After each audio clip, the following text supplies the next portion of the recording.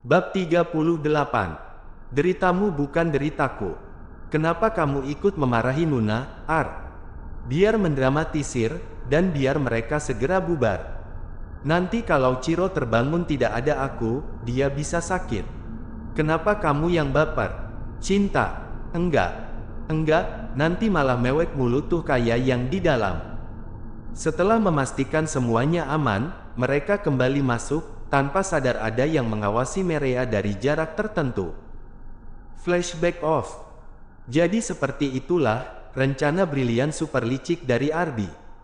Mereka kini hanya bisa berdoa, semoga enggak ketahuan. Kalau ketahuan, tetap saja salah Marva. Aku mah polos dan enggak tahu apa-apa.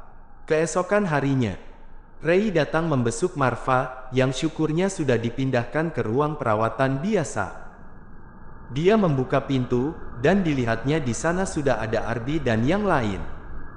Aku membawakan kalian makanan. Kamu di sini juga? Iya, aku mau melihat bagaimana keadaan Marva. Jangan sampai adikku kembali menjadi janda karena pria yang sama, sindir Agam.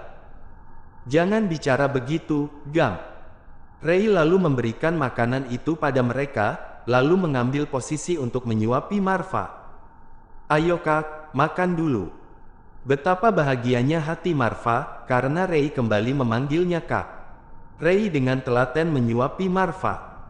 Cepatlah sembuh, kasihan anak-anak. Aku akan cepat sembuh, demi kalian.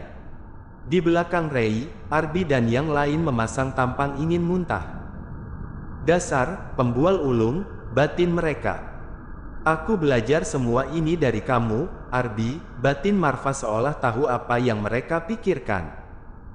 Tidak lama kemudian, Franz, Charles, Delia dan yang lain datang. Sebenarnya, apa yang terjadi sehingga Marva bisa kecelakaan? Kecelakaan tunggal, Marva menabrak pohon, jawab Arby. Lebih tepatnya, Arby yang menyuruh Marva menabrak sebatang pohon besar tak bersalah. Karena belum meyakinkan, dia menyuruh anak buahnya untuk membuat penyok mobil itu, lalu mendandani Marva seperti orang yang telah mengalami kecelakaan fatal dengan makeup anti luntur. Buat wajahnya kelihatan bengkak. Itu, bibirnya bikin kelihatan sobek.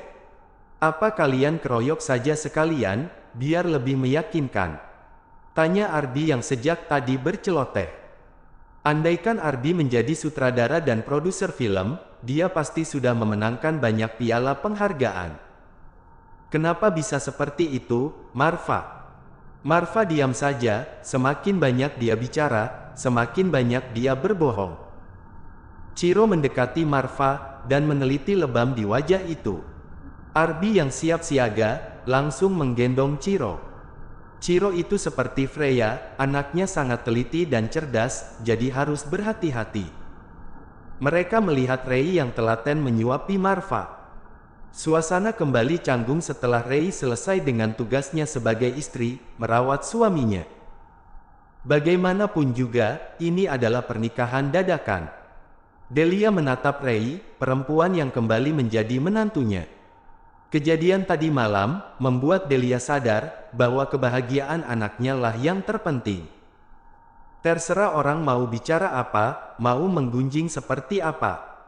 Sedangkan Ray, sudah menyiapkan diri untuk kembali dihujat sebagai pelakor. Dekatnya dengan Dokter Agam, tapi menikahnya dengan orang lain. Tidak ada yang tahu status hubungan mereka selama ini. Kapan aku boleh pulang? Tanya Marva saat dokter masuk. Tunggu sampai kamu benar-benar sembuh. Kamu masih harus menjalankan perawatan di rumah sakit. Apa kamu tidak ingat, kamu baru saja melewati masa kritis. Aku bisa dirawat di rumah, Ray yang akan merawatku. Ya kan, Ray? Sebelum Ray menjawab, Arby dulu yang bicara. Jangan begitu Marva, apa kamu tidak kasihan pada Ray? Di rumah sakit dan di rumah itu berbeda. Di sini banyak dokter dan perawat yang bisa membantu. Syukurin, biarin enggak ngerasain malam pertama. Sialan kamu, Art. Jadi, bagaimana kalian bisa menjadi saudara? Flashback on. Ray melangkah meninggalkan makam neneknya, lalu menuju makam ayah dan ibunya. Agam, Rei, kamu ngapain di makam ini? Tanya mereka bersamaan. Kamu kenal? Tanya mereka lagi bersamaan. Ini makam keluarga aku. Lagi-lagi mereka menjawab bersamaan. Mereka melebarkan mata, lalu sama-sama membuka dompet. Menunjukkan foto lama yang sudah sangat usang. Apa dia ayah kamu? Tanya Agam. Iya, dia ayah aku. Otak Agam langsung bekerja cepat. Dan segera membawa Rei pergi dari situ, setelah sebelumnya dia memeluk perempuan itu dengan erat. Agam lalu membawa Rei ke apartemennya, lalu segera menghubungi keluarganya. Aku menemukannya, ucap Agam di telepon dengan cepat dan semangat. Agam, sebenarnya ini ada apa? Apa hubungan kamu dengan ayah aku? Agam diam, dia sendiri bingung dengan apa yang harus dia sampaikan. Mungkin kakek atau mamanya yang sebaiknya mengatakan semua ini. Agam menelisik wajah Rei, membuat Rei semakin bingung. Dia tidak takut dengan Agam, meskipun Agam bersikap aneh. Agam, aku belum bisa cerita. Tapi jangan mengatakan hal ini pada siapapun, termasuk sahabat-sahabat kamu. Rei mengangguk, karena melihat keseriusan di wajah Agam. Dia berjalan dengan gelisah. Sebaiknya malam ini kamu menginap di sini dulu. Kakek dan mama mungkin akan lama datang, karena mereka ada di luar kota. Lagi-lagi Rei mengangguk. Dia sama sekali tidak merasa canggung. Dia merasa selalu nyaman bersama Agam, bahkan saat pertama kali mereka bertemu di rumah sakit dulu. Keesokan paginya, Eugene dan mamanya Larva tiba. Mana dia? Tanya mama Agam. Agam lalu melihat Rei. Rei, kenapa bisa Rei? Mereka tidak mengerti, kenapa yang selama ini mereka cari ternyata Rei. Bukankah seharusnya laki-laki? Bukannya seharusnya anak laki-laki? Adik kamu seharusnya laki-laki, Agam. Rei, kamu yakin? Kan, kalau yang di kuburan itu ayah kamu. Nenek bilang begitu. Dulu nenek suka mengajak aku ke makam ayah dan ibu. Nenek juga memberikan selembar foto ini. Sebaiknya kita lakukan tes DNA saja, untuk memastikan semuanya, ucap Eugene. Maka hari itu juga mereka melakukan tes DNA, dan harus menunggu hasilnya. Setelah mendapatkan hasilnya, dinyatakan bahwa Rei memang benar cucu dari Eugene. Rei yang masih merasa bingung, terus saja bertanya apa yang sebenarnya terjadi. Kamu adalah cucuku, Rei. Adik Agam. Apa? Bagaimana bisa? Ceritanya panjang dan rumit. Tapi percayalah, kamu memang keluarga kami. Selama ini kami terus mencari keberadaan kamu, tapi tidak pernah ketemu. Rei tahu dari Agam, kalau keluarganya ini memang sering keluar kota dan negeri, tapi dia tidak pernah tahu untuk apa. Pantas saja kita selalu gagal. Informasi yang kita dapatkan, kalau anak yang kita cari itu laki-laki, ternyata malah perempuan. Sepertinya kita memang dipermainkan. Aku akan kembali menyelidiki semua ini. Rei, berjanjilah jangan pernah mengatakan semua ini pada siapapun, termasuk sahabat-sahabat kamu. Biarkan ini menjadi rahasia dulu. Kamu mengerti, kan? Rei tidak langsung menjawab. Otaknya menerima banyak kejutan hari ini, dan harus mencernanya dengan baik. Bagaimana bisa dia yang yatim piatu dan tidak memiliki sanak saudara satupun, tiba-tiba memiliki keluarga yang nyaris komplit? Tapi kenapa mereka tidak boleh tahu, mereka kan sahabat aku. Karena ini pesan dari Freya. Flashback off. Jadi, Freya tahu kalau kalian bersaudara. Ya, aku rasa Freya sudah tahu sejak lama. Dan dialah yang sebenarnya memberikan petunjuk padaku, meski aku awalnya tidak menyadarinya. Maksudnya, hal yang Freya bisikan padaku. Memang apa yang dia katakan padamu.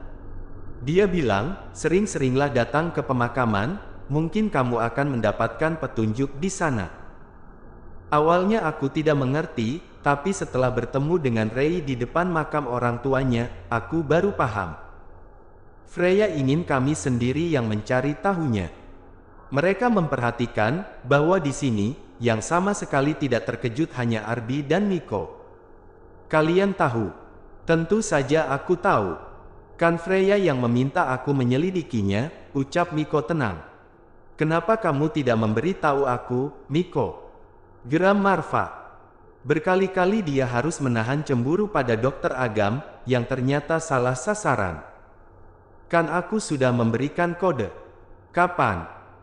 Cek, kan aku sudah sering bilang, kalau Agam dan Rei itu memiliki persamaan, pandangan mata mereka sama-sama meneduhkan, sifat yang sama, dan sebagainya. Marva mendengkus, siapa yang mengira maksudnya seperti itu? Kamu juga tahu, Ar? Enggak juga, tapi aku memang sudah curiga. Kalian saja yang tidak peka. Kalian itu, sambil melihat Rei dan Dokter Agam. Mirip tapi enggak mirip. Gimana, mirip tapi enggak mirip? Pandangan mata kalian sama. Secara wajah, sebenarnya enggak terlalu mirip. Aku sering memperhatikan Freya yang selalu mengamati wajah kalian, apalagi kalau kalian bersebelahan. Mereka baru sadar, kalau dulu Freya sering mengamati dengan intens Dokter Agam dan Rei. Pasti ada hubungan keluarga di antara kalian. Cek, yang kamu perhatikan itu Freya. Ya iyalah, ada Freya yang bisa aku perhatikan, ngapain aku merhatiin orang lain? Kenapa kamu tidak pernah bilang padaku, Ar? Arby melihat Marva, lalu tersenyum mengejek. Deritamu bukan deritaku. Andai saja saat ini Marva tidak pura-pura sakit dan masih belum baik banget, ingin sekali dia menimpuk Arby. Mereka kembali melihat Arby dan Nico, dua orang pria yang sebenarnya sudah tahu permasalahan ini, tapi hanya diam saja. Pantas saja mereka berdua juga sering mengejek dan memanas-manasi Marva.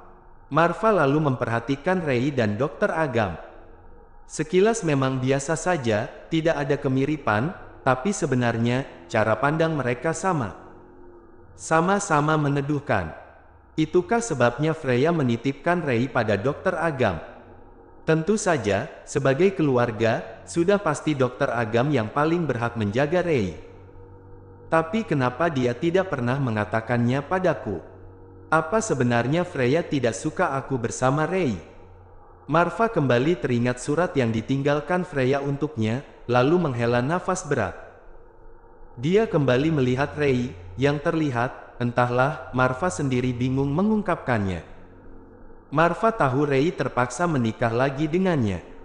Untuk yang kedua kalinya perempuan itu terjerat dalam keluarganya. Maafkan aku Rei, kalau aku harus menipumu dengan cara seperti ini. Benar kata Arby, jika tidak seperti ini, maka semua akan sama saja sampai kapanpun. Kamu itu orang yang tidak tegaan, itulah yang menjadi kelebihan sekaligus kekurangan kamu. Cinta bisa datang karena terbiasa. Jadi terbiasalah denganku Rei, agar kamu bisa mencintaiku. Aku akan membuat kamu mencintai aku dengan tulus. Semua orang punya cara sendiri untuk mendapatkan seseorang yang dia cintai, dan seperti inilah cara aku mendapatkan kamu kembali. Terserah orang-orang mau berkata apa tentang aku.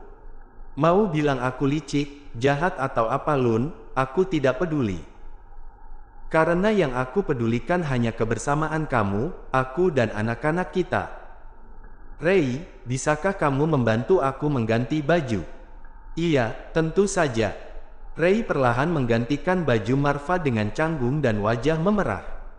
Apa mereka tidak bisa keluar dulu dan harus melihat aku menggantikan baju Marva? Au, ringis Marva. Maaf kak, aku akan pelan-pelan. Rei mengusap pelan lengan Marva. Agam memejamkan matanya sejenak. Dia ingin ketawa, tapi juga merasa kesal. Sedangkan Arby dan yang lain, di belakang Rei, hanya bisa geleng-geleng kepala. Tidak apa, terima kasih kamu sudah mau membantu aku. Kamu kenapa, Kak? Aku hanya merasa sedikit pusing. Rei lalu memijat pelan kening Marva, membuat Arby mencibir Marva. Jangan dimanjakan, Rei. Sakit segitu enggak ada apa-apanya. Dia harus melatih sendiri anggota tubuhnya. Tapi kan Kak Marva masih di gips. Marva melirik kesal pada Ardi, yang terus saja menggodanya. Dasar saudara pelin-pelan, niat nolong atau enggak sih? Ini juga yang lain, bukannya maksimal bantu aku, malah ikut kompor. Mereka merasa puas dengan wajah Marva yang terlihat kesal. Agam menghela nafas, bagaimana mungkin Rei curiga pada Marva, kalau penampilan Marva saat ini benar-benar seperti orang yang baru saja mengalami kecelakaan parah. Memar-memar, diperban, digips. Untung saja dulu Rei berteman dengan Freya, kalau tidak, aku tidak tahu bagaimana jadinya dia, apalagi di negeri orang. Agam sadar betul, kalau Rei itu terlalu baik dan polos. Orang-orang mungkin akan bilang dan berpikir dia bodoh, tapi hatinya lah yang terlalu baik dan lembut, jadi sering dimanfaatkan orang. Mereka melihat ketelatenan Rei dalam merawat Marva, entah karena statusnya yang memang sebagai dokter, atau karena tugas dan kewajiban sebagai istri, atau mungkin karena di hatinya ada cinta. Rei membenarkan posisi bantal Marva agar suaminya itu nyaman bersandar. Mereka satu persatu memilih pergi, khawatir akan keceplosan tentang kondisi Marva yang sebenarnya. Bisa-bisanya dia mesra-mesraan begitu. Lah, Freya, aku kangen. Marva diam di dalam kamar rawatnya, sendirian.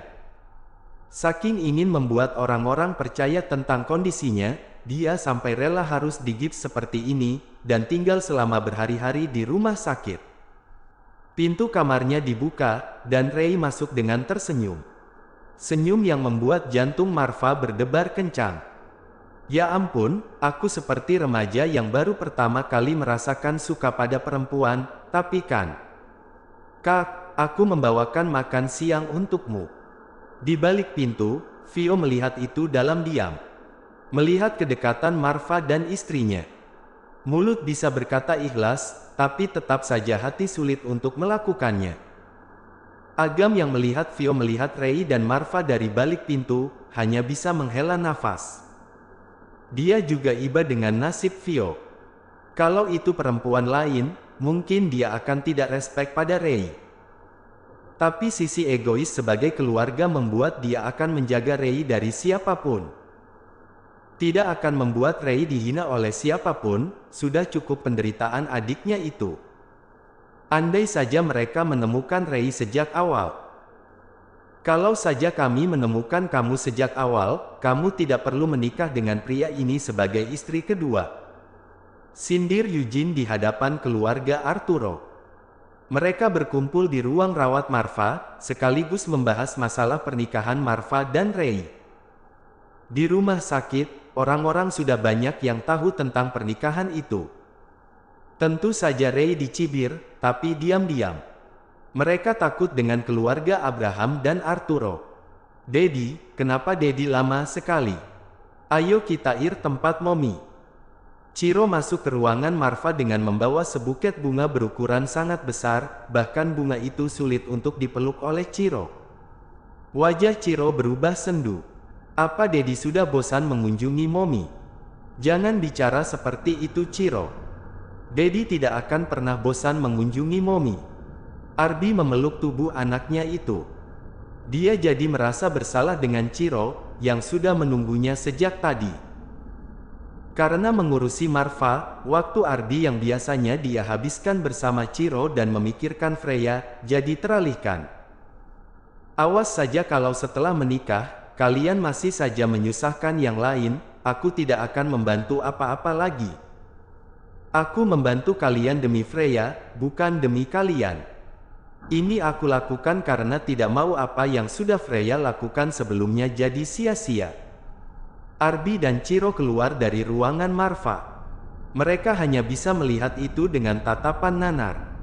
Merasa iba dengan ayah dan anak yang selalu diliputi dengan kesedihan itu. Kapan mereka akan bahagia? Kebahagiaan mereka hanya ada pada Freya. Mereka diam, cukup lama, sampai akhirnya pintu dibuka dengan kasar. Dia kembali, dia kembali. Siapa? Freya. Tanpa babi bu, mereka langsung berlari keluar, terutama sahabat-sahabat Freya, termasuk Rei yang meninggalkan Marfa begitu saja. Hampir saja Marfa membocorkan rahasianya sendiri, dengan ikut berlari dalam keadaan diperban sana-sini. Seorang perawat membantu Marfa duduk di kursi roda. Mereka sudah berkumpul di ruangan Freya, menunggu penjelasan dokter. Dia sudah sadar, syukurlah. Tapi kita tetap harus melakukan pemeriksaan untuk mengetahui apakah ada efek samping dari operasi itu atau tidak. Mereka menunggu dengan tegang. Hingga waktu berlalu beberapa saat. Kalian siapa? Itulah kalimat pertama yang Freya katakan. Arbi terhuyung ke belakang, untung saja ditahan oleh Iqmal. Ciro meneteskan air matanya. Iqmal dan Monik saling menatap dalam dan bercucuran air mata. Terjadi lagi. Batin mereka. Rei menahan isak tangisnya. Dia melupakan aku, dia melupakan aku. Dia tidak ingat aku sama sekali. Ucap Rei terseduh.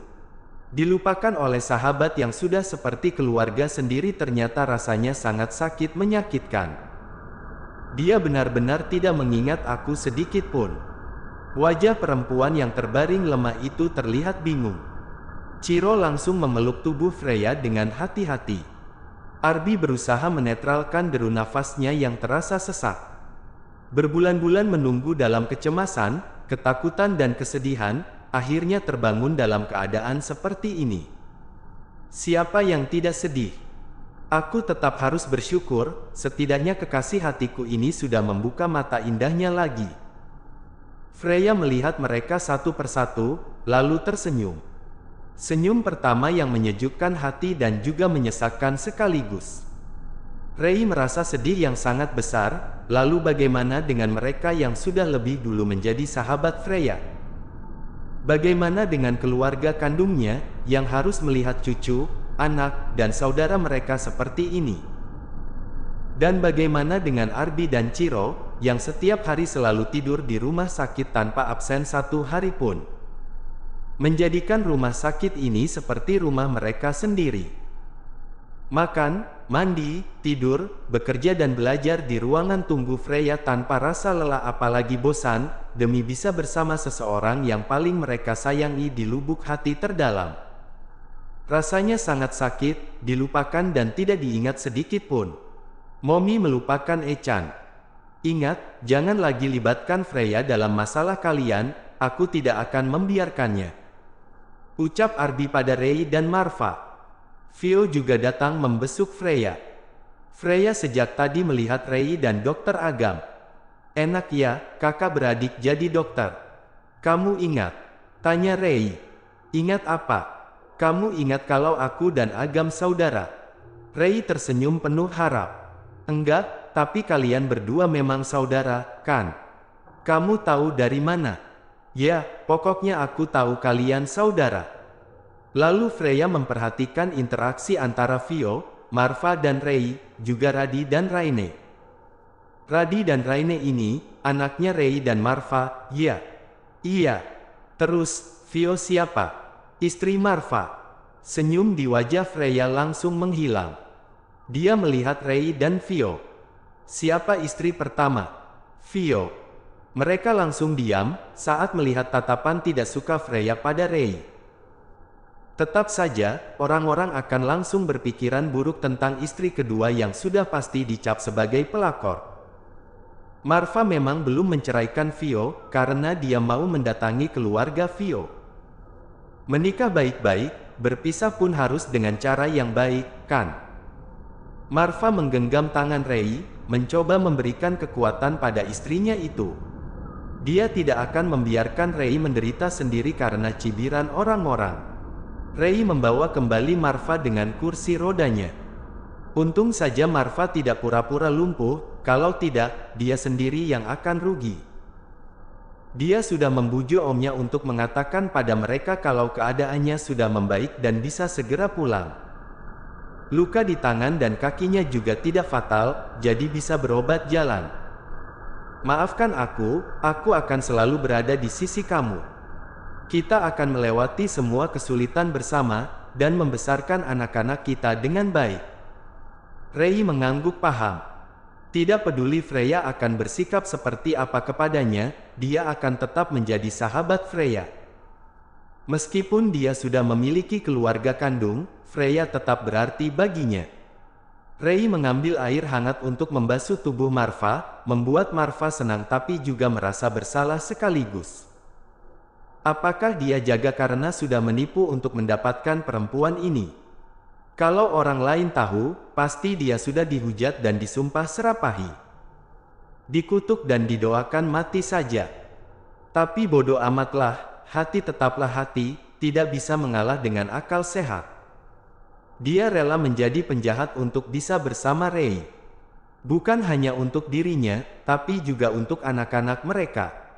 Dia mau kehidupan anak-anaknya menjadi lebih baik dari dia. Tidak mengalami persoalan rumit seperti dia. Dia berjanji tidak akan membesarkan Radi dan Raine, juga anak-anaknya yang lain, seperti dia dibesarkan.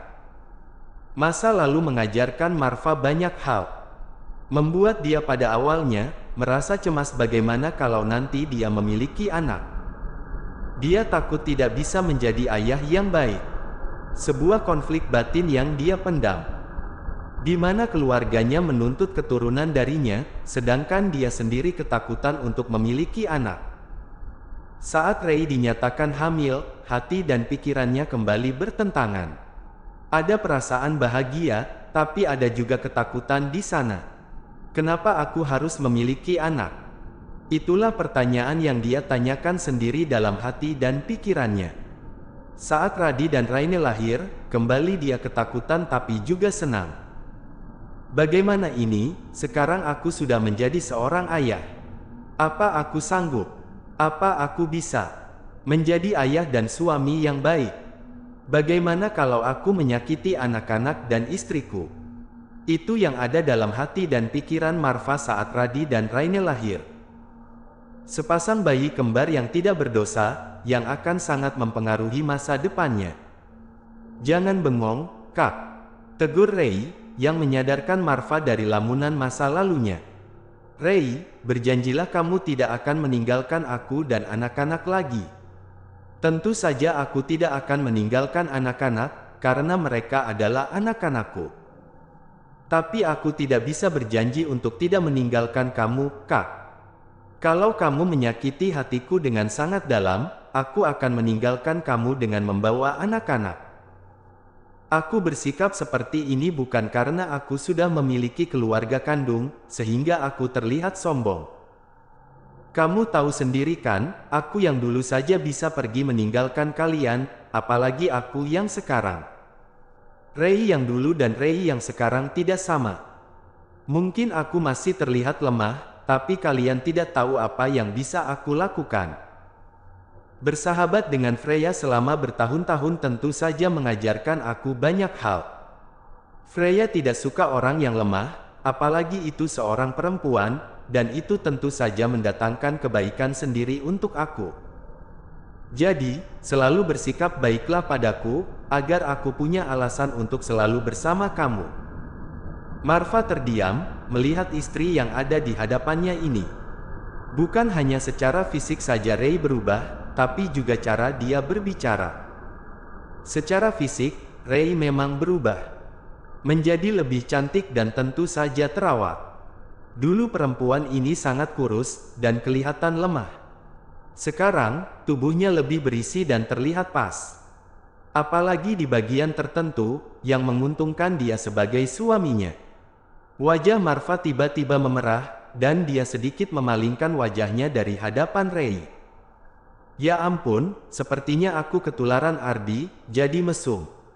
Pokoknya aku harus bisa membujuk Uncle untuk membiarkan aku pulang. Dia benar-benar ingin menghukumku karena sudah melibatkan dia dalam kebohongan kami. Kakak pusing, atau sakit kepala? Tidak, kenapa? Wajah kamu memerah.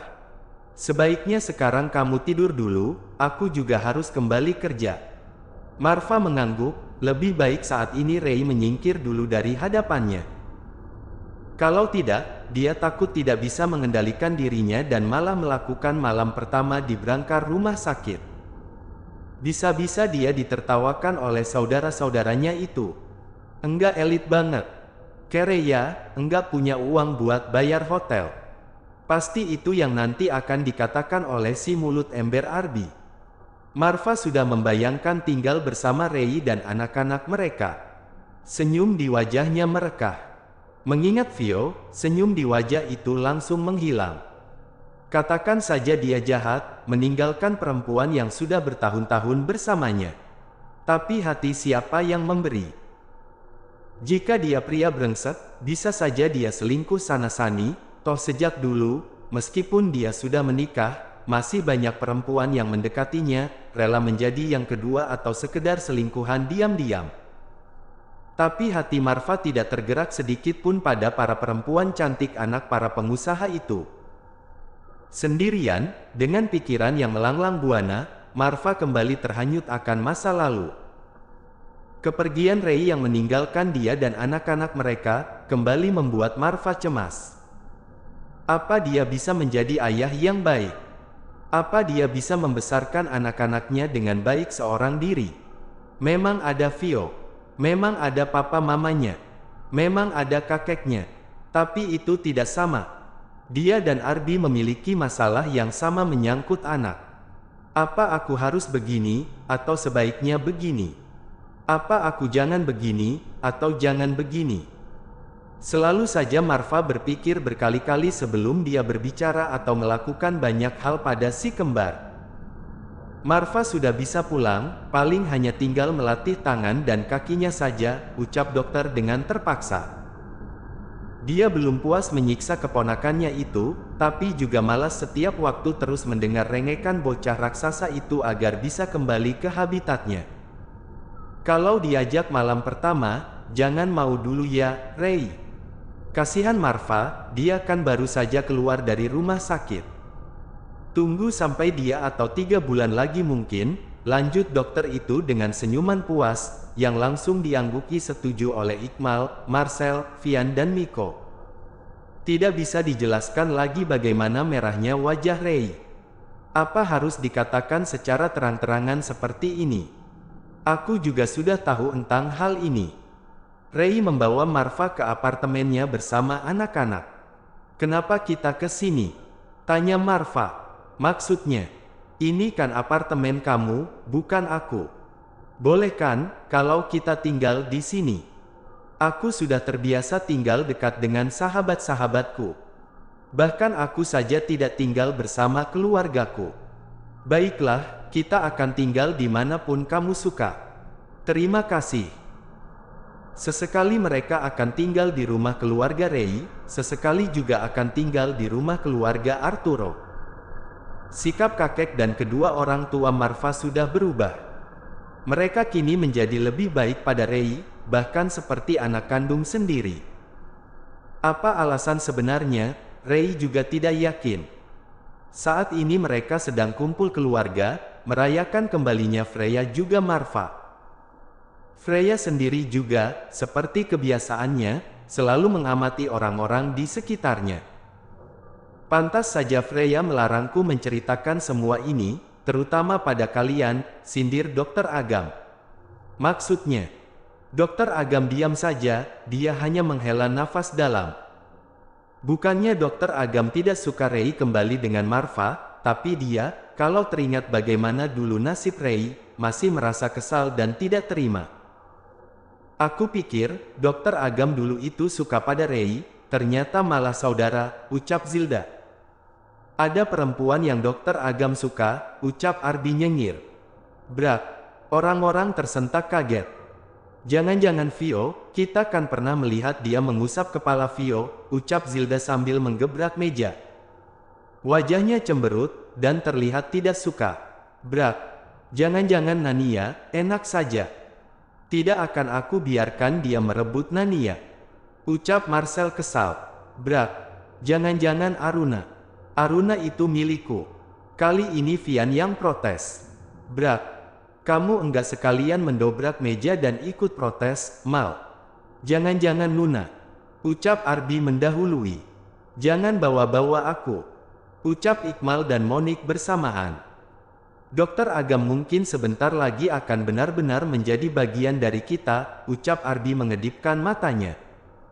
Siapa sih? Iya, siapa sih? Arbi diam saja, puas melihat kegalauan para pria itu. Agam, kamu suka sama siapa? Dokter Agam diam saja, merasa kesal dengan Arbi yang iseng. Freya, yang sejak tadi diam, tersenyum lebar dan memeluk Ciro. Dia juga sudah biasa saja terhadap Rei. Melihat interaksi mereka selama ini, apalagi dia akan hilang ingatan, dan mereka bilang kalau Rei itu salah satu sahabatnya dan sudah banyak menolong Rei, terutama dari keluarga Arturo. Freya tidak mau menghakimi orang. Dia yakin kalau dia tidak hilang ingatan, dia akan tetap mendukung apa yang Rei pilih. Suasana terasa sangat kekeluargaan. Para pria itu saling melirik, mengkode kalau kecelakaan Marva yang hanya pura-pura itu akan menjadi rahasia mereka saja. Di mana ada kemauan, di situ ada jalan. Meski harus berbohong, Marva akan melakukan apa saja demi kebahagiaannya dan anak-anak mereka. Marva memang tidak bisa masak, tapi kali ini dia ingin memasak untuk anak istrinya. Dengan semangat, dia memotong sayur dan daging. Tadi dia juga sudah memasak nasi. Hari ini pasti akan menjadi hari yang indah. Kurang lebih 1 jam kemudian. Ayo makan, ini ayah sendiri yang memasaknya. Rei, kamu coba dulu, ya. Rei melihat nasi yang sudah disendokkan ke piringnya. Ada daging dan sayur, juga ikan. Rei mulai mencicipi masakan suaminya itu. Gimana? Tanya Marva. Rei tidak langsung menjawab, membuat Marva jadi berpikir negatif. Enggak enak, ya. Bukannya enggak enak. Tapi, nasinya kelembekan, mungkin Kak Marva terlalu banyak memasukkan air.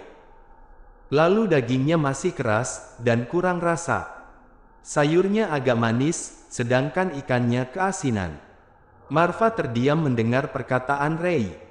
Ya ampun, dia jujur banget. Apa tidak bisa sedikit berbohong untuk menyenangkan hatiku? Tapi Marva langsung tertawa.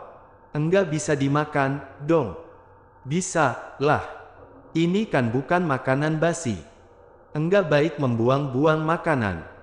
Dulu aku kesusahan mendapat makanan enak.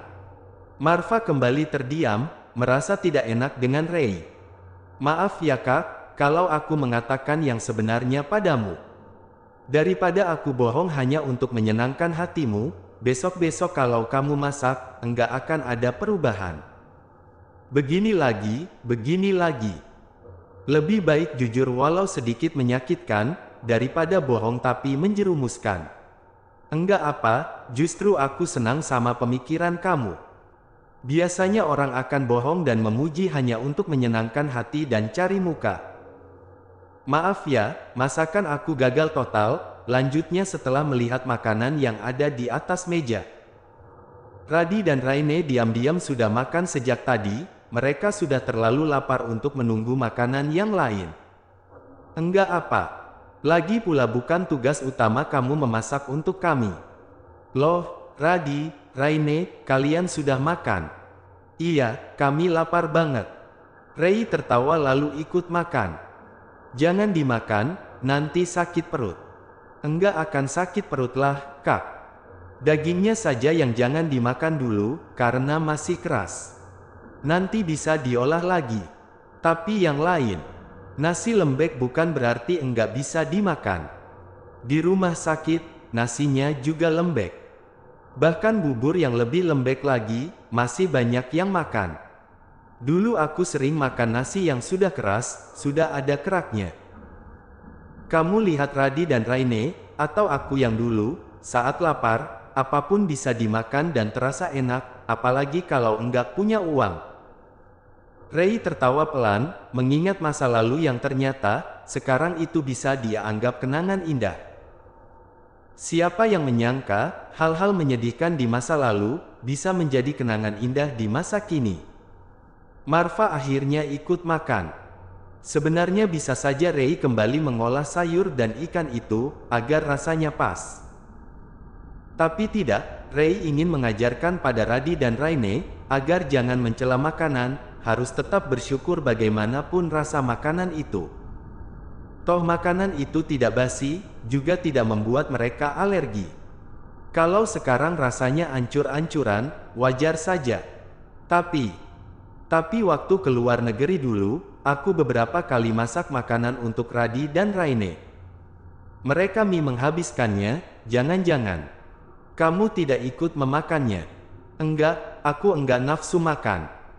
Paling aku hanya memakan sepotong roti dan kopi saja. Apa dulu masakan ayah tidak enak? Radi dan Raine diam dan saling pandang. Enggak apa, jawab saja yang jujur, ayah tidak akan marah. Sebenarnya masakan ayah tawar, tidak ada rasanya sama sekali. Tapi karena tidak mau membuat ayah kecewa, kami menghabiskannya, dan menaburkan sedikit garam. Hanya sedikit garam, tidak banyak. Marva langsung memeluk Radi dan Raine, merasa bersyukur karena memiliki mereka yang tidak banyak protes dan mau menghargai orang lain. Juga bersyukur memiliki Rei, yang juga selalu menghargai orang lain. Makasih ya, istriku sayang. Kap. Marva menge asteris pipi Rei yang membuat wajah perempuan itu bersemu merah. Bukan hanya karena Dike asteris P, tapi juga Marva memanggilnya istriku sayang. Mungkin ini akan menjadi pernikahan yang sesungguhnya. Marva sudah memutuskan untuk serius belajar memasak. Dia ingin sesekali memasak makanan yang enak untuk anak istrinya. Juga, nanti kalau Rei hamil dan mengidam makanan, dia bisa memberikan makanan yang enak dan sehat untuk calon bayinya. Jangan sampai nanti istri dan calon anakku keracunan gara-gara masakan aku. Memikirkan tentang calon anak, membuat Marva senyum-senyum sendiri. Franz, Charles dan Delia mengunjungi Marva ke kantornya. Marva memang tidak selalu tinggal di mansion. Mereka heran sejak tadi Marva selalu senyum-senyum. Hal yang tidak pernah mereka lihat selama ini. Apa yang membuat kamu senang, Marva? Dapat proyek baru? Enggak. Aku hanya sedang menikmati belajar memasak. Mereka langsung tersedak salivanya sendiri. Belajar masak? Apa Rei yang menyuruhmu? Bukan. Aku memang ingin bisa masak. Arbi bisa masak, Iqmal, Vian bahkan Marcel saja bisa masak. Nanti kalau Rei hamil dan mengidam masakan aku, gimana? Rei hamil lagi? Ya belum, lah. Aku bilang kan, nanti. Oh, kirain hamil lagi. Marva memandang ketiganya dengan serius. Jangan lagi menekan dan memaksanya untuk memberikan kalian keturunan yang baru. Kamu jangan selalu berpikiran buruk. Kan kakek, papa dan mama yang membuat aku seperti ini.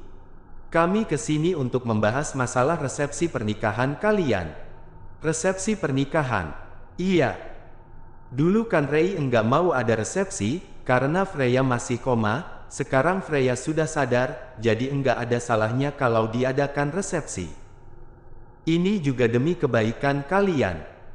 Aku akan membicarakannya dulu pada Rei, kalau dia enggak mau, aku tidak akan memaksa. Bujuk dia sampai mau. Malulah sama orang-orang, masa menikah tanpa ada resepsi, nanti orang-orang berpikir kita jatuh miskin. Marva menghela nafas berat. Resepsi, apa harus? Ya, enggak harus juga, sih. Aku akan mengikuti kemauan kamu. Kalau kamu enggak mau, juga enggak apa. Saat ini mereka sedang ada di kafe depan rumah sakit. Mau saja, Rei. Minta pesta yang mewah 7 hari 7 malam. Porotin saja keluarga mereka, kan mereka yang menawarkan, bukan kamu yang meminta duluan, ucap Zilda dengan cuek. Monik dan Leta tertawa, sedangkan para pria melirik gadis itu. Ya kan dokter ganteng? Masa ngadain pesta kecil-kecilan, gak level lah, sama keluarga Arturo yang katanya super kaya itu, lanjut Zilda pada dokter Agam. Marcel melirik sinis pada dokter Agam. Dia selalu kesal kalau Nania dekat-dekat dengan dokter tampan itu. Aku akan membicarakan dulu dengan keluarga aku. Keluarga kita sudah pasti setuju, sayang, ucap dokter Agam. Aku juga mau dipanggil sayang. Sayang, ucap Marcel pada Zilda. Bukan dipanggil sayang olehmu. Dasar peyang. Marcel menghela nafas. Sudah bertahun-tahun dia mengejar-ngejar Nania, apa sekarang saatnya dia menyerah saja? Dia tampan dan kaya, punya pekerjaan yang bagus. Banyak perempuan yang mengejar-ngejar dia. Kenapa harus terpaku pada satu perempuan yang sudah jelas menolak dan membenci? Kesalahannya di masa lalu enggak fatal-fatal amat, tapi Nania membencinya sampai ke ubun-ubun. Nanti kamu yang bucin sama aku, baru tahu rasa. Tentu saja kalian harus mengadakan resepsi besar-besaran. Sekalian kami ingin mengumumkan kalau kamu adalah cucu kakek yang sudah lama hilang. Baiklah, aku akan mengikuti kemauan kalian. Ray mengikuti mereka sebagai tanda baktinya yang selama ini belum pernah dia lakukan.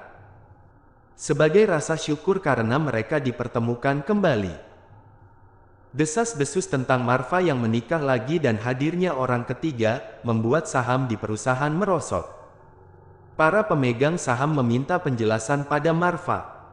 Kalau untuk urusan pribadi, saya tidak perlu menjelaskan apa-apa pada kalian, karena ini tidak ada hubungannya dengan pekerjaan. Tapi urusan yang kamu bilang pribadi itu, sudah membuat kacau perusahaan. Masih bisa dikendalikan.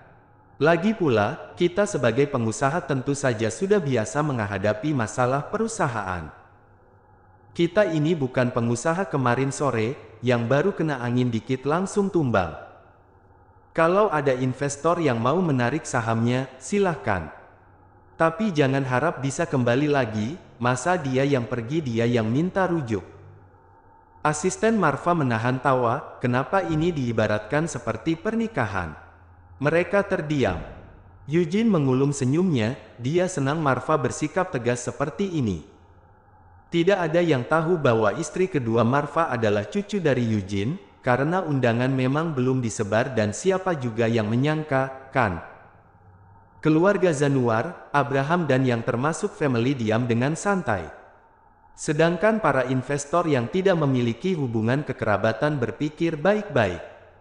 Mereka berpikir, tentu saja para family itu tidak akan membiarkan keluarga Arturo hancur. Baiklah, saya akan tetap bertahan, ucap salah satu investor, yang diikuti oleh investor lainnya. Ray mengambil cuti 3 hari untuk mengurus pernikahannya, yang diikuti oleh keempat sahabatnya. Kalau saja rumah sakit itu bukan punya Arby, tentu saja mereka akan langsung dipecat. Arby melakukan ini hanya untuk Freya, bukan untuk perempuan-perempuan gemar belanja itu. Gaun pengantin dari keluarga Freya. Perhiasan dari perusahaan Arby. Acara hiburan dari keluarga Freya.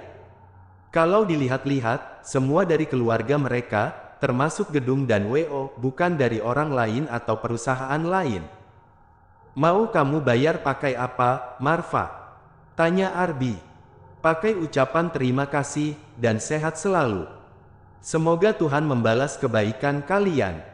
Cih, mau nikah tapi enggak modal. Mereka hanya tertawa.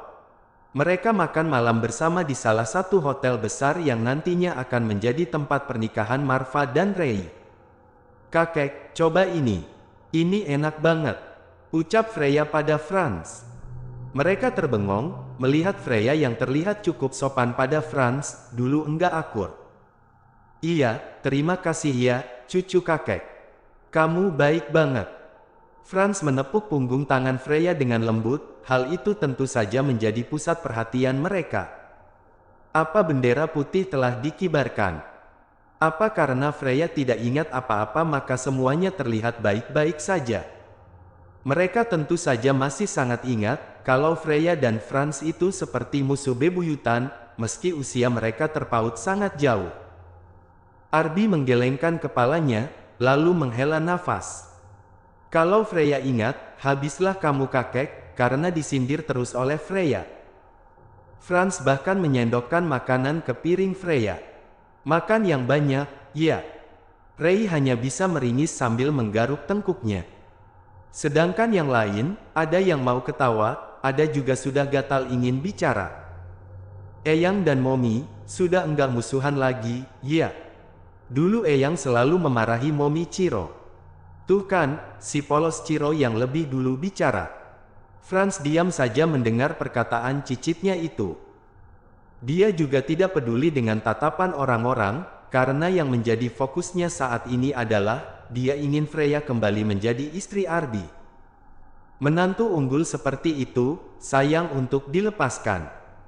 Untung saja Freya hilang ingatan, jadi kemungkinan untuk membawa Freya kembali ke keluarganya akan lebih mudah. Freya harus kembali ke keluarga kami, dan memberikan aku cicit-cicit unggul seperti Chiro. Dasar.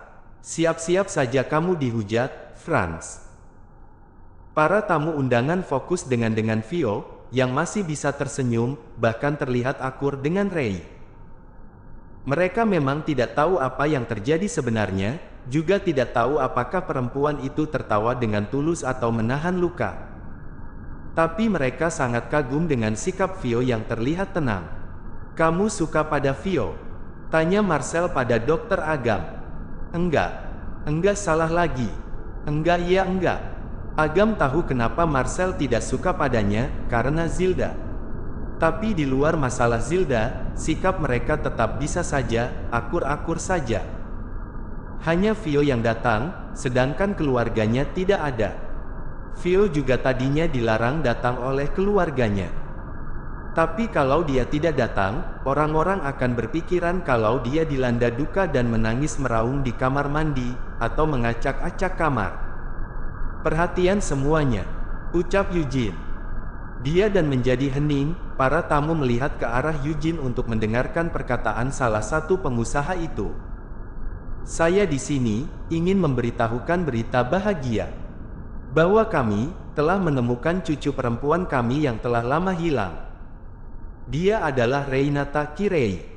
Dia adalah cucu kandung saya, dan sekarang sudah menjadi istri dari Marfa. Dan satu hal lagi, saya tidak mau mendengar ada gunjingan tentang cucu saya ini. Dia bukanlah perusak rumah tangga orang. Dia menikah dengan Marfa, atas persetujuan dari kedua pihak keluarga, juga dari Viola. Itu benar. Ray bukan perusak rumah tangga aku dan Vio. Vio juga merestui pernikahan kami. Dan seperti yang sudah kalian dengar sebelumnya, kalau Ray ini adalah ibu dari anak-anakku, Radi dan Raine. Tolong hargai dan hormati istriku ini, sebagaimana kalian menghormati dan menghargai keluarga kami. Ray diam mendengarkan penjelasan dari Marfa dan kakeknya. Ya, itu saja sudah cukup bagi Ray. Dia tidak berharap banyak orang-orang bisa menerima dia, pasti ada saja cibiran. Tapi dia tidak peduli, dia tidak bisa memaksa semua orang menyukai dia. Toh orang-orang menyukai dia, tidak akan membuat dia terbang ke langit ketujuh. Orang-orang membenci dia, tidak akan membuat dia tenggelam dalam dasar bumi ketujuh. Yang paling penting, dia tidak pernah dengan sengaja merusak rumah tangga orang. Dia sudah mencegah, menghindar, tapi yang namanya takdir, mau seperti apa kamu melarikan diri, tetap akan menarikmu dan membuat kita ada di dalamnya. Dia adalah pemeran utama dalam kisah hidupnya sendiri. Dan tentu saja sebagai pemeran utama, dia ingin bahagia. Dan bahagia kita yang ciptakan, bukan orang lain. Kita bahagia, orang lain mungkin banyak yang iri. Kita menderita, orang lain mungkin banyak yang tepuk tangan. Ray tidak peduli. Yang penting adalah keluarga kecilnya, keluarga besarnya, sahabat-sahabatnya. Aku yang dulu bukan aku yang sekarang. Aku akan mempertahankan rumah tanggaku, karena aku pun berhak bahagia. Ray mengantarkan makan siang untuk Marfa ke kantornya. Sebenarnya dia ragu, tapi tetap saja dia melakukannya. Para karyawan memandangnya dengan tatapan yang berbeda-beda. Selamat siang, Nyonya. Ada yang menyapanya sekedar basa-basi saja, ada yang menyapanya sekedar mencari muka, mungkin ada juga yang menyapanya dengan tulus. Aneh juga bagi Ray dipanggil Nyonya. Dia menuju lantai ruangan Marva setelah bertanya pada resepsionis lebih dulu. Aneh juga, istri kok enggak tahu di mana lantai ruangan suaminya bekerja. Apalagi suaminya bos besar di sini. Jangan nyaring-nyaring, nanti ada yang dengar. Tapi kan emang benar. Aneh kan, masa istri enggak tahu ruangan suaminya ada di lantai berapa? Meskipun belum pernah ke sini, tapi setidaknya tahu, lah. Lawan bicaranya diam saja, tidak mau mencari masalah kalau nanti ada yang mendengar. Ray memasuki lift, bersama beberapa karyawan lainnya. Selamat siang, Nyonya. Siang. Di beberapa lantai berikutnya, ada yang keluar, ada juga yang masuk untuk ke lantai atas. Hingga akhirnya tinggal Ray sendiri di dalam lift itu. Dia menghela nafas perlahan, lalu melihat pantulan dirinya di dinding lift. Bukannya dia tidak tahu kalau orang-orang membicarakannya di lantai dasar tadi. Siang, Nyonya. Kak Marva ada. Ada, silahkan masuk, Nyonya. Sekretaris itu membukakan pintu ruangan Marva. Orang-orang yang ada di dalamnya langsung menoleh. Kamu datang. Wajah Marva tersenyum, terlihat sangat senang Ray mau datang, apalagi tanpa sepengetahuan Marva dan tanpa diminta. Maaf mengganggu, aku tidak tahu kalau kalian ada rapat. Enggak apa. Duduk sini, sayang. Ray selalu merasa malu saat dirinya dipanggil sayang, apalagi di hadapan orang-orang. Dia duduk di sebelah Marva, dan melihat Ardi, Iqmal, Marcel, Vian dan Miko. Ray diam saja saat mereka melanjutkan pembicaraan bisnis. Untung saja dulu dia sudah terbiasa mendengar pembicaraan tentang bisnis dari Freya, jadi sekarang dia enggak pusing-pusing amat. Kamu bawa apa? Aku bawa makan siang.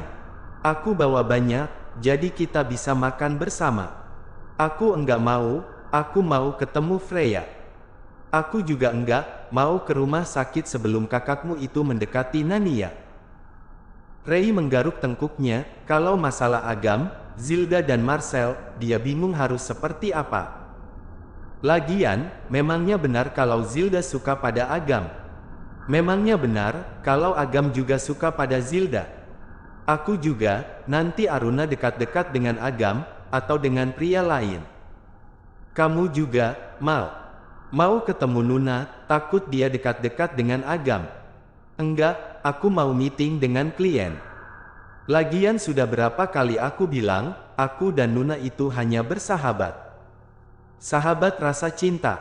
Dengan bumbu cemburu. Dikemas dengan kerinduan. Dipaketkan dengan doa ijab kabul.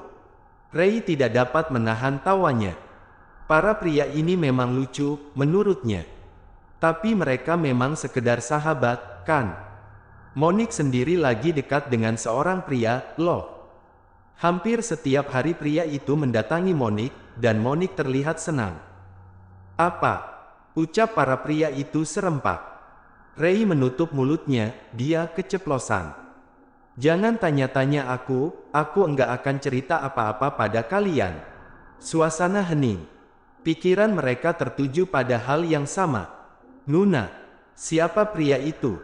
Dari mana Nuna kenal dengannya? Apa dia pria baik-baik? Sudah sampai mana hubungan mereka? Hari Minggu, waktunya untuk bersama keluarga. Marva mengajak Ray dan anak-anaknya ke mall. Membeli baju, perlengkapan sekolah yang baru, dan belanja bulanan. Memang sederhana, tapi bagi Marva dan Ray, ini menyenangkan. Ray sengaja tidak memilih segala sesuatu yang harganya paling mahal. Bukan karena tidak punya uang atau pelit, tapi untuk mendidik kedua anaknya, kalau apa-apa itu tidak harus yang mahal banget. Latar belakangnya dengan Marva sangat berbeda. Ray sudah biasa hidup sederhana, dan serba kekurangan. Toh dia baru bertemu dengan keluarganya sekarang, di saat dia sudah dewasa dan mapan. Dia tidak tahu, meskipun sebenarnya sudah memiliki bayangan, bagaimana cara keluarga Arturo membesarkan Radi dan Raine. Apalagi mereka berdua cicit yang sangat diharapkan. Pasti sangat dimanja, apa-apa selalu yang paling mahal dan terbaik. Ray tidak mau menyalahkan, atau menganggap cara seperti itu salah. Dulu, dia juga berpikir kalau dia sudah sukses nanti, dia mau memberikan segala sesuatu yang terbaik untuk anaknya. Dan ternyata, dia telah memiliki anak sebelum dirinya sukses. Boro-boro sukses dan memberikan yang terbaik untuk anak-anaknya, memberikan yang terbaik untuk dirinya sendiri saja belum bisa. Itulah alasan yang paling mendasar dia pergi meninggalkan Radi dan Raine, memberikan mereka yang terbaik dengan cara meninggalkan keduanya. Kenapa bengong? Tanya Marva. Enggak apa, Kak. Mereka melanjutkan belanja, setelah itu makan di salah satu kafe dalam mall. Mar, panggil seseorang. Beberapa orang pria dan wanita datang menghampiri Marva. Hai, kalian juga di sini. Ayo gabung. Marva meminta mereka bergabung, agar Ray dan teman-temannya itu bisa saling mengenal. Marva ingin Ray tahu siapa saja yang menjadi teman-temannya. Teman-teman Marva melihat Ray. Ada yang terlihat sinis, ada yang cuek, ada juga yang terlihat ramah. Vio, apa kabarnya, Mar? Baik, jawab Marva sekenanya. Hai Ray, kami teman-teman Marva, ucap salah satu, mencoba mengalihkan pembicaraan tentang Vio. Oh ya, besok jangan lupa kita ada meeting, ucap yang lain mengingatkan. Pembicaraan selanjutnya tentang pekerjaan. Kok diam saja, enggak ngerti, ya. Beda banget ya sama Vio. Kalau Vio diajak bicara apa saja juga nyambung, apalagi soal bisnis, ucap seorang perempuan yang tadi juga bertanya kabar Vio. Jangan membandingkan Vio dan Ray. Mereka berbeda. Ray ini dokter. Kamu kalau bicara masalah kedokteran juga belum tentu mengerti. Hardik Marva. Ya kan, bukan berarti enggak mau belajar dikit-dikit, biar bisa berbaur dengan yang lain saat ada pesta perusahaan atau pesta para pengusaha. Aku hanya mengerti sedikit saja soal bisnis, ucap Ray sabar. Pelakor dibandingkan dengan istri sah. Mungkin inilah judul yang tepat tentang pertemuan ini. Ya, pasti akan ada saja orang yang akan membandingkan. Istri pertama dengan istri kedua. Istri sah dengan pelakor. Istri pertama begini, istri kedua begitu. Istri sah seperti ini, pelakor seperti itu. Ray mulai ikut nimbrung dengan pembicaraan itu. Kamu tahu, hanya sedikit. Aku belajar banyak dari Freya, loh. Freya, iya. Dulu setiap hari pasti ada saja yang dia bahas tentang bisnis. Sampai pusing aku mendengarnya. Ray tertawa pelan mengingat dulu. Mau enggak mau kan aku jadi sedikit mengerti. Dulu dia sering memaksa aku memantau harga saham, melihat kurva, menganalisa dan sebagainya. Siapa tahu saja nanti berguna, Ray. Begitu katanya dulu. Tapi tentu saja aku tetap tidak sepintar Freya dan yang lain. Bidangku bukan di bisnis. Aku juga harus belajar manajemen karena klinik, kan? Monique, Leta dan Zilda jauh lebih pintar dariku, selain Freya tentunya. Freya, kaya pernah dengar. Freya Zanuar bukan, sih? Yang mantan istrinya Arbi, itu. Ya, Ray ini sahabat Freya. Dengan siapa kita berteman apalagi bersahabat, juga bisa mengubah sikap seseorang pada kita. Lihat saja saat ini. Perempuan yang tadinya mencibir Ray, sedikit berubah, meski tetap saja terlihat tidak suka pada Ray. Ya, siapa sih yang suka pada pelakor? Sebaik apapun pelakor, yang namanya pelakor ya tetap saja pelakor, tidak peduli apapun alasannya. Mereka kembali melanjutkan pembicaraan, dengan Ray yang lebih banyak diam. Tetap saja, bisnis bukan bidangnya, dan dia memang tidak mengerti, membuatnya pusing saat mendengarkan pembicaraan mereka. Marva sedikit menyesal tadi membiarkan teman-temannya bergabung di sana. Tapi ini dia lakukan agar Ray tahu dengan siapa saja Marva berteman, tahu tentang dunia kerjanya dan tidak harus pandai juga dalam bisnis.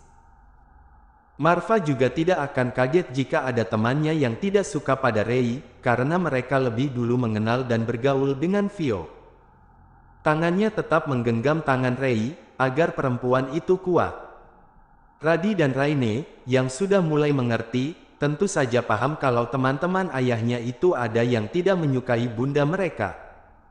Aku lebih suka masakan bunda.